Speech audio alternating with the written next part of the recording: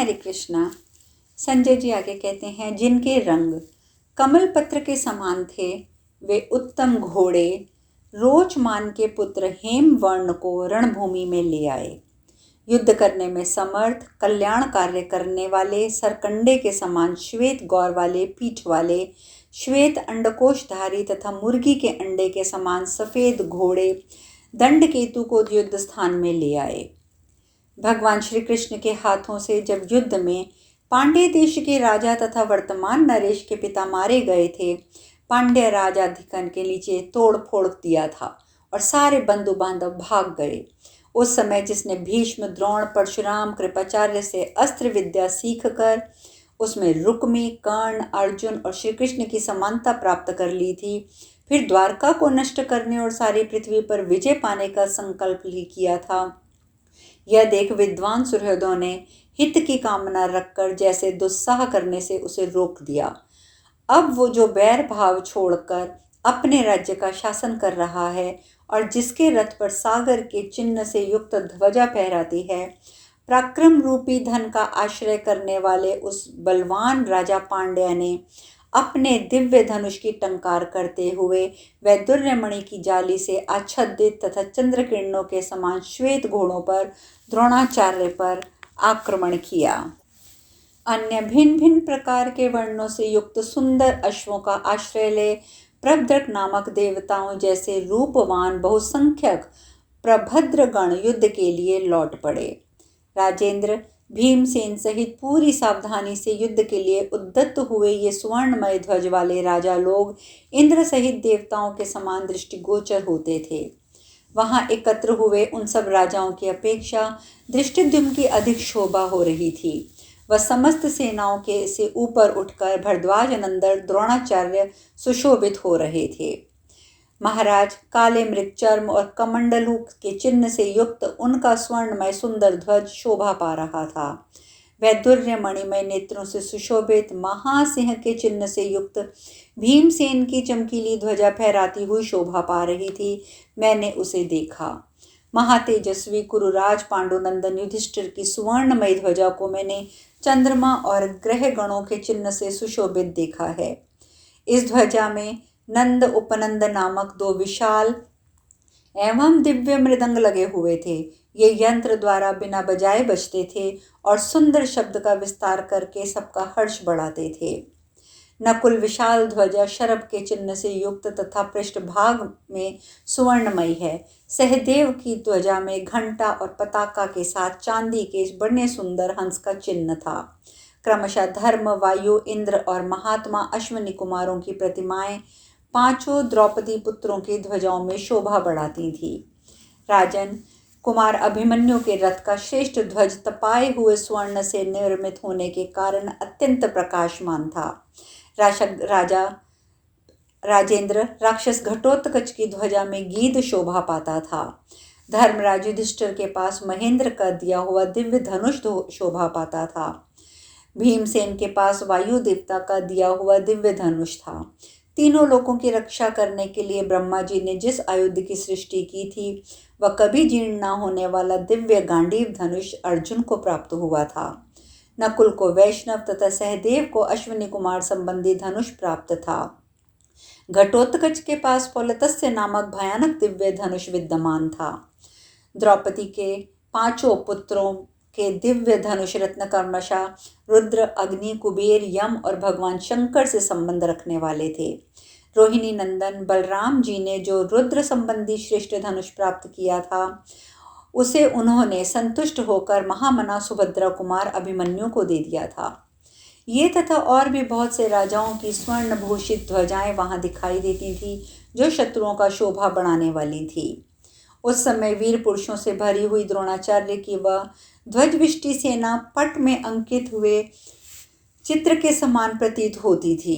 राजन, उस समय युद्ध स्थल में द्रोणाचार्य पर आक्रमण करने वाले वीरों के नाम और गोत्र उसी प्रकार सुनाई पड़ते थे जैसे स्वयंवर में सुने जाते हैं। इस प्रकार श्री महाभारत द्रोण पर्व के अंतर्गत संक्षिप्तवध पर्व में अश्व और ध्वज आदि के वर्णन विषयक 23वां अध्याय पूर्ण हुआ। धृतराष्ट्र ने पूछा, संजय, भीमसेन आदि जो नरेश युद्ध में लौट कर आए थे, ये जो देवताओं की सेना को पीड़ित कर सकते हैं, निश्चय ही वह ऐसा मनुष्य देव से प्रेरित होता है। सबके पृथक पृथक संपूर्ण मनोरथ देव पर आलंबित दिखाई देते हैं। जो राजा युधिष्ठिर दीर्घ काल तक जटा और मृगचर्म धारण करके वन में रहे और कुछ काल तक लोगों से अज्ञात रहकर भी विचरे हैं, वे ही आज रणभूमि में विशाल सेना जुटाकर चढ़ आए हैं। इसमें मेरे और पुत्रों के देव योग के सिवा दूसरा और क्या कारण हो सकता है? निश्चय ही मनुष्य भाग्य से युक्त होकर ही जन्म ग्रहण करता है। भाग्य उसे उस अवस्था में खींच ले जाता है जिसमें वह स्वयं नहीं जाना चाहता। हमने द्यूत के संकट में डालकर युधिष्ठिर को भारी क्लेश पहुंचाया था, परंतु उन्होंने भाग्य से पुनः बहुतेरे सहायकों को प्राप्त कर लिया। सूत संजय, आज से बहुत पहले की बात है। मूर्ख दुर्योधन ने मुझसे कहा था, पिताजी, इस समय केकय, काशी, कोसल और चेदी देश के लोग मेरी सहायता के लिए आ गए हैं। दूसरे वंगवासियों ने भी मेरा ही आश्रय लिया है। तात, इस भूमंडल का बहुत बड़ा भाग मेरे साथ है, अर्जुन के साथ नहीं है। उसी विशाल सेना समूह के मध्य सुशिक्षित और सुरक्षित द्रोणाचार्य को युद्ध स्थल में धृष्टद्युम्न ने मार डाला। इसमें भाग्य के सिवा दूसरा और क्या कारण हो सकता है? राजाओं के बीच में सदा युद्ध का अभिनंदन करने वाले संपूर्ण अस्त्र विद्या के पारंगत विद्वान महाबाहु द्रोणाचार्य को मृत्यु कैसे प्राप्त हुई? मुझ पर महान संकट आ पहुंचा है। मेरी बुद्धि पर अत्यंत मोह छा गया है। मैं भीष्म और द्रोणाचार्य को मारा गया सुनकर जीवित नहीं रह सकता। मुझे अपने पुत्रों के प्रति अत्यंत आसक्त देखकर विदुर ने मुझसे जो कुछ कहा था, मेरे साथ दुर्योधन को वह सब प्राप्त हो रहा है। यदि मैं दुर्योधन को त्याग कर शेष पुत्रों की रक्षा करना चाहूँ तो ये अत्यंत निष्ठुरता का कार्य अवश्य होगा, परंतु मेरे सारे पुत्रों की तथा अन्य सब लोगों की मृत्यु नहीं होगी। जो मनुष्य धर्म का परित्याग करके अर्धपरायण हो जाता है, वह इस लोक से भ्रष्ट हो जाता है और नीचे की गति को प्राप्त होता है। संजय, आज इस राष्ट्र का उत्साह भंग हो गया। प्रधान के मारे जाने से अब मुझे किसी के जीवन का शेष रहता दिखाई नहीं देता। हम लोग सदा जिन सर्व समर्थ पुरुष सिंह का आश्रय लेकर जीवन धारण करते थे, उन धनुर्धर वीरों के इस लोक से चले जाने पर अब हमारी सेना का कोई भी सैनिक कैसे जीवित बच सकता है? संजय, वह युद्ध जिस प्रकार हुआ था वह सब मुझे बताओ। कौन कौन वीर युद्ध कर रहे थे, कौन किसको परास्त करते थे, मैं ये सब जानना चाहता हूँ। धनंजय, अर्जुन के विषय में भी मुझे बताओ। रथियों में श्रेष्ठ अर्जुन ने क्या क्या किया? मुझे उनसे और शत्रु स्वरूप भीमसेन से अधिक भय लगता है। संजय, पांडव सैनिकों के पुनः युद्ध भूमि में लौट आने पर मेरी शेष सेना के साथ जिस प्रकार उनका भयंकर संग्राम हुआ वह कहो। तात, पांडव सैनिकों के लौटने पर तुम लोगों के मन की दशा कैसी हुई? मेरे पुत्रों की सेना में जो शूरवीर थे, उन वीरों को किसने रोका? इस प्रकार श्री महाभारत द्रोण पर्व के अंतर्गत संक्षिप्तवध पर्व में धृतराष्ट्र वाक्य विषयक 24वां अध्याय पूर्ण हुआ। संजय ने सभी बातें विस्तार पूर्वक राजा धृतराष्ट्र को बताईं कि किस किस वीर ने किस किस वीर पर आक्रमण किया, किसने किसको रोका। इसके बाद संजय जी कहते हैं, राजन, अन्य सब राजा भी अपने बल और साधनों के अनुसार शत्रुओं के साथ भिड़ गए थे। उनकी संख्या बहुत होने के कारण उनके नामों का उल्लेख नहीं किया जा सकता। घोड़ों से घोड़े, हाथियों से हाथी, पैदलों से पैदल, रथों से रथ सूझ रहे थे। महाराज, आपका कल्याण हो। इस प्रकार आपके और पांडवों के उस भयंकर महासंग्राम में रथ, हाथी, घोड़े, पैदल सैनिकों के सैकड़ों द्वंद्व आपस में युद्ध कर रहे थे। द्रोणाचार्य के वध और संरक्षण में लगे हुए पांडव तथा कौरव सैनिकों में जैसे संग्राम हुआ था, ऐसा पहले कभी नहीं देखा गया था, ना ही कभी ऐसा सुना गया था। प्रभो, वहाँ भिन्न भिन्न दलों में बहुत से विस्तृत युद्ध दृष्टिगोचर हो रहे थे, जिन्हें देखकर दर्शक कहते थे, यह घोर युद्ध हो रहा है, ये विचित्र संग्राम दिखाई देता है और ये अत्यंत भयंकर मारकाट हो रही है। इस प्रकार श्री महाभारत द्रोण पर्व के अंतर्गत संक्षिप्त वध पर्व में द्वंद्व युद्ध विषयक 25वां अध्याय पूर्ण हुआ। धृतराष्ट्र ने पुनः पूछा, संजय, इस प्रकार जब सैनिक पृथक पृथक युद्ध के लिए लौट आए, कौरव योद्धा आगे बढ़कर सामना करने के लिए उद्यत हुए, उस समय मेरे और कुंती के वेगशाली पुत्रों ने आपस में किस प्रकार युद्ध किया? संजय ने कहा, राजन, इस प्रकार जब पांडव सैनिक पृथक पृथक युद्ध के लिए लौटे और कौरव योद्धा आगे बढ़कर सामना करने लगे, तब उस समय आपके पुत्र दुर्योधन ने हाथियों की सेना लेकर स्वयं ही भीमसेन पर आक्रमण किया। कुंती कुमार भीमसेन युद्ध में कुशल तथा बाहुबल से संपन्न हैं। उन्होंने थोड़ी ही देर में हाथियों की उस सेना को विदीर्ण कर डाला। जैसे जोर से उठी हुई वायु मेघों की घटा को छिन्न भिन्न कर डालती है, उसी प्रकार पवन पुत्र भीमसेन ने उन समस्त गज सेनाओं को तहस नहस कर डाला। भीम के बाणों से मारे जाकर परस्पर सटे हुए हाथी आकाश में सूर्य की किरणों से गुथे हुए नाना प्रकार के मेघों की भांति शोभा पा रहे थे। इस प्रकार गजसेना का संहार करते हुए पवन पुत्र भीमसेन के पास आकर क्रोध में भरे हुए दुर्योधन ने उन्हें पैने बाणों से बींध डाला। यह देखकर भीमसेन की आंखों में खून उतर आया, आंखें लाल हो गईं। उन्होंने क्षण भर में राजा दुर्योधन का नाश करने की इच्छा से पंखयुक्त पैने बाणों द्वारा उन्हें बींध डाला। दुर्योधन के सारे अंगों में बाण व्याप्त हो गए, अतः उसने कुपित होकर सूर्य की किरणों के समान तेजस्वी नाराजों द्वारा भीमसेन को मुस्कुराते हुए पुनः घायल किया। भीमसेन ने के द्वारा दुर्योधन को भी पीड़ित होता देखकर, क्षोभ में डालने वाली क्रिया देखकर सभी सिपाही दंग रह गए। गजराज के समान मेघ के समान गर्जना कर रहे थे। उसे अपनी ओर आते देख भीमसेन उसके कुंभस्थल में नाराजों से चोट पहुंचा देते थे। भीमसेन का नाराज हाथी के शरीर को विदीर्ण करके धरती में समा जाता था। इससे वह गजराज वज्र के मारे हुए पर्वत की भांति पृथ्वी पर गिर पड़ता था। इस प्रकार उन सेनाओं के समूह भंग होने और चारों ओर भागने पर प्राज्ञ ज्योतिषपुर के राजा भगदत्त ने अपने हाथी के द्वारा भीमसेन पर धावा किया। इंद्र ने जिस ऐरावत हाथी के द्वारा दैत्यों और दानवों पर विजय पाई थी, उसी के वंश में उत्पन्न हुए गजराज पर आरूढ़ होकर भगदत्त ने भीमसेन पर चढ़ाई की थी। वह गजराज अपने 2 पैरों और सिकोड़ी हुई सूंड के द्वारा सहसा भीमसेन पर टूट पड़ा। उसके नेत्र सब और घूम रहे थे।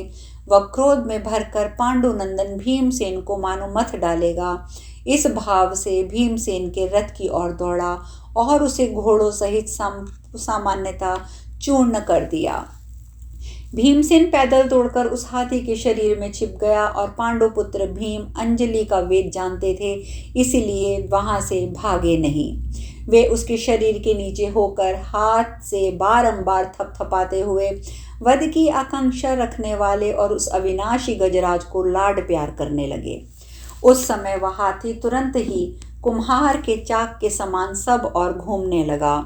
उसमें 10,000 हाथियों का बल था।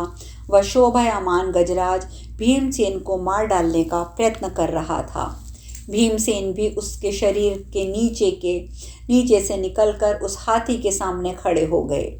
उस समय हाथी ने अपनी सूंड से गिराकर उन्हें दोनों घुटनों से कुचल डालने का प्रयत्न किया। इतना ही नहीं, उस हाथी ने उन्हें गले में लपेटकर मार डालने की चेष्टा भी की। तब भीमसेन ने उसे भ्रम में डालकर उसकी सूंड के लपेटे से अपने आप को छुड़ा लिया। तदंतर भीमसेन पुनः उस हाथी के शरीर में छिप गए और अपनी सेना की सब ओर से हाथी का सामना करने के लिए किसी दूसरे हाथी के आगमन की प्रतीक्षा करने लगे। थोड़ी देर बाद भीम हाथी के शरीर से निकलकर बड़े वेग से भाग गए। उस समय सारी सेना में बड़े जोर से कोलाहल होने लगा। आर्य, उस समय सबके मुंह से यही बात निकल रही थी, अहो, इस हाथी ने तो भीमसेन को मार डाला, ये कितनी बुरी बात है। राजन, उस हाथी से भयभीत हो पांडवों की सेना सहसा वहां से भाग गई जहां भीमसेन खड़े थे। तब राजा युधिष्ठिर ने भीमसेन को मारा गया जानकर पांचाल देशीय सैनिकों के साथ भगदत्त को चारों ओर से घेर लिया। शत्रुओं को संताप देने वाले वे श्रेष्ठ रथी उन महारथी भगदत्त को सब ओर से घेर कर उनके ऊपर सैकड़ों और हजारों पैने बाणों की वर्षा करने लगे। पर्वतराज भगदत्त ने उन बाणों का प्रहार का अंकुश द्वारा निवारण किया और हाथी को आगे बढ़ाकर पांडव और पांचाल योद्धाओं को कुचल डाला। प्रजानाथ, इस युद्ध स्थल में हाथी के द्वारा बूढ़े राजा भगदत्त का हम लोगों ने अद्भुत पराक्रम देखा। दोनों हाथी बड़े भयंकर रूप वाले थे। उन दोनों का युद्ध वैसा ही प्रतीत होता था जैसे पूर्व काल में पंखयुक्त और वृक्षावाली से विभूषित दो पर्वतों में युद्ध हुआ करता था। युधिष्ठिर महाराज ने भगदत्त को अपने बाणों से घायल करके विशाल रथ सेना के द्वारा सब ओर से घेर लिया। जैसे वन के भीतर पर्वत के शिखर पर दावानल प्रज्वलित हो रहा था, उसी प्रकार सब और रथियों से घिरकर हाथी की पीठ पर बैठे हुए राजा भगदत्त सुशोभित हो रहे थे। बाणों की वर्षा करते हुए भयंकर धनुर्धर रथियों का मंडल उस हाथी पर सब ओर से आक्रमण कर रहा था और वह हाथी चारों ओर चक्कर काट रहा था। प्रज्ञात ज्योतिषपुर के राजा ने उस महान गजराज को सब ओर से काबू में करके सहसा सात्विकी के रथ की ओर बढ़ाया।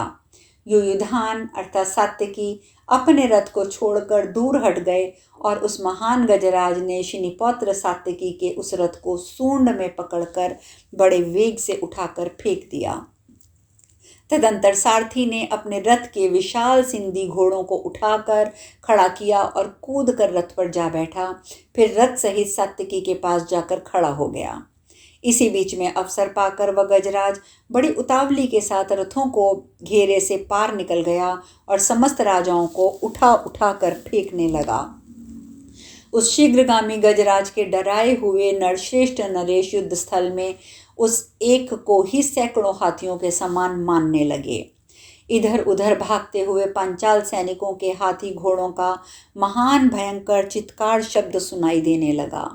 भगदत्त के द्वारा समरभूमि में पांडव सैनिकों के खदेड़े जाने पर भीमसेन कुपित होकर पुनः प्राग ज्योतिष के स्वामी भगदत्त पर चढ़ आए। अब शेष कथा कल। हरे कृष्णा।